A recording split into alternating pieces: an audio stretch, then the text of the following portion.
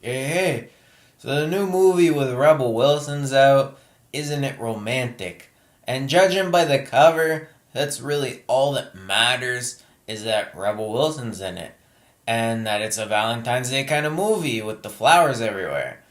She's blown up on it, like she's across the whole poster, and it's like someone said, forget it, let's just throw her across the whole thing. And she doesn't look happy with her arms crossed, but she's wearing yellow. And on a side note, Liam Hemsworth and Priyanka Chopra are in it from the really small print on there. It says all the feels on it too, but they crossed out the all and put in none next to it. So it wants us to know it's not your ordinary romantic comedy or rom-com.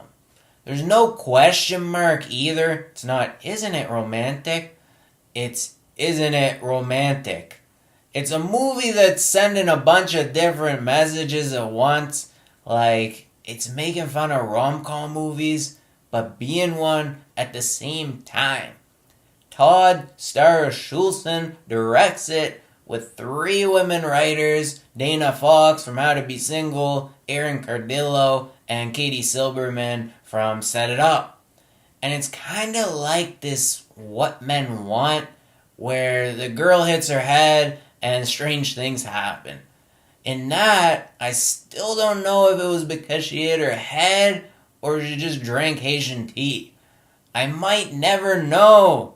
There's no confusion here though. There's no Haitian tea. She just hits her head, and instead of hearing men's thoughts, she ends up in a rom-com. Natalie, Rebel Wilson's a New York architect who lives next to a drug dealer in a rough neighborhood in New York, and her life's not like a romantic comedy at all.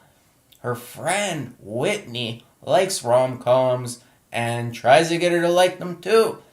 And then Natalie points out all the typical things in them, like slow motion scenes of someone running to break up a wedding and people tripping. Her workplace best friend, Josh, played by Adam Devine's the one for her, but before anything else happens, she hits her head, like I said, and gets thrown into a rom-com. And it plays itself out. Like a rom-com, the sets and costumes are really nice looking and clean and sparkly, like they're always clean and always have been. There's a lot of funny things, like everyone she meets likes her, like the ER doctor and people in Central Park, and she gets a big apartment, there's cupcake stores, and there's potted plants at the subway stations. It's a huge change from when the movie starts. A funny part is when a rich, good-looking guy, Blake, Liam Hemsworth, takes her away for dinner on his yacht. And things go well, and naturally, they go back to her apartment, and she's ready to get busy with him. But because it's a rom-com, it cuts to the next day, and she doesn't get to do anything.